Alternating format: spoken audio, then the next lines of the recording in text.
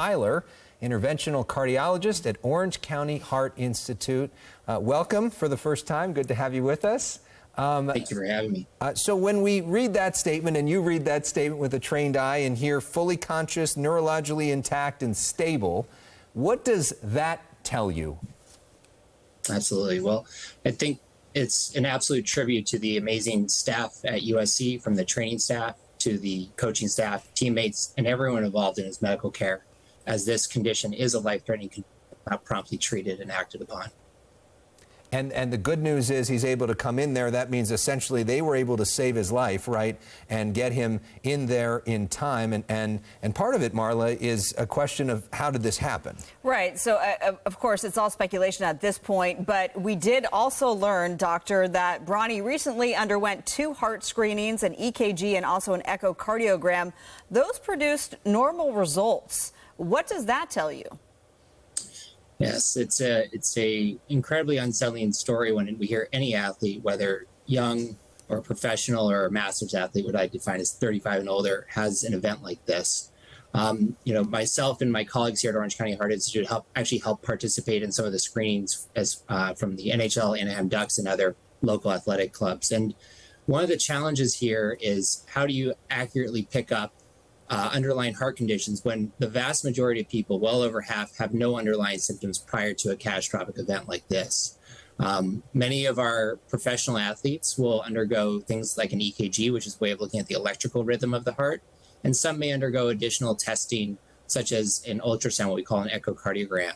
However, many of these tests, as much as we want to believe that they're going to identify problems early and allow us to change a future bad outcome, actually are not as accurate at identifying these events.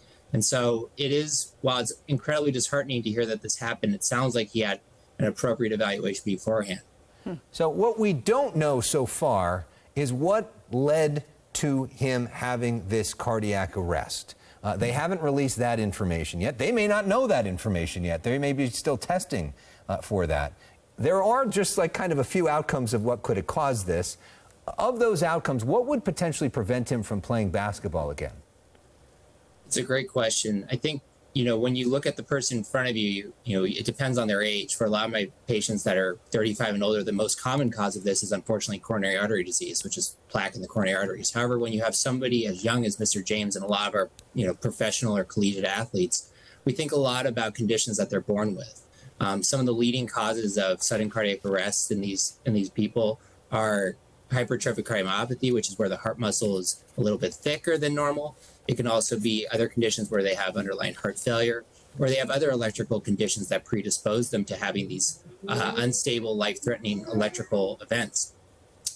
It's, as they made in their comments, it's a little early to say. The big picture here is, going forward, we have a young man who has a promising future in athletics. However, our priority, from the coaching staff to the medical community around him, is to keep him safe and healthy. So the biggest thing is trying to understand, was this a one-time event, or is this something that he's at a high risk for going forward? And once you have that information, you make a shared decision with yourself and the patient, their family, and the team around them. Yeah.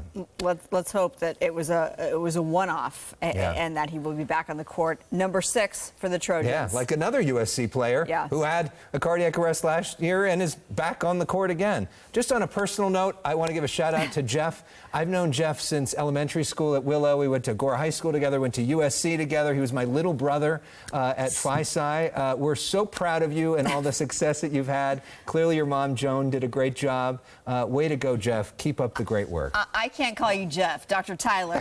Thank you so much for being with us tonight. Sorry, doctor. Thank you both for having me. All right. Still ahead.